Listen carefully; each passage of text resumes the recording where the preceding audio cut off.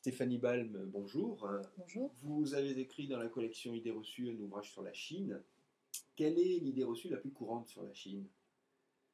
Il me semble que l'idée reçue la plus courante, c'est celle d'une grande menace, d'une Chine qui soit dominatrice et qui en fait soit peu assimilable dans le modèle occidental tel qu'il existe depuis la fin du communisme dans les années 80.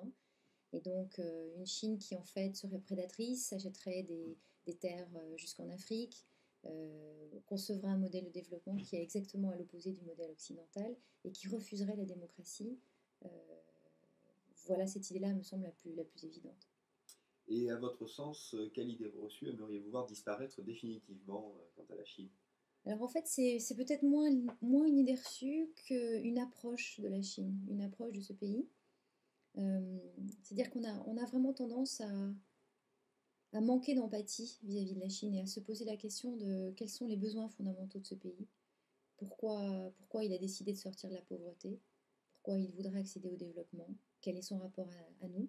Et donc en fait, ce que j'aimerais beaucoup, c'est qu'on change d'approche fondamentale en faisant l'exercice intellectuel nécessaire qui est un, de comprendre l'autre, de le comprendre, et deux, de penser aussi que la Chine en fait n'est que le révélateur de nos faiblesses mais aussi de nos forces.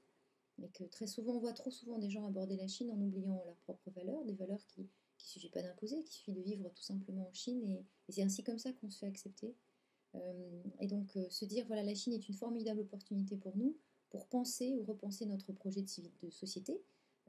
Qu'est-ce qui est bien dans nos modèles, qu'est-ce qui ne l'est pas, quelles sont nos valeurs fondamentales, pourquoi on croit à la démocratie, pourquoi on croit qu'un système de sécurité sociale est absolument essentiel dans une société développée, mais en même temps aussi ne pas hésiter à réfléchir sur nos propres faiblesses et à aussi apprendre de ses faiblesses. Donc dans l'ensemble, c'est moins une idée fondamentale ou une idée reçue fondamentale sur la Chine qu'il faut changer, mais notre propre rapport à ce pays et sans doute à beaucoup d'autres qui sont des civilisations d'ailleurs, qui sont des civilisations non occidentales, qui refusent de se dissoudre dans notre propre modèle, qui en inventent un autre et essayer avec elles de réfléchir au monde de demain.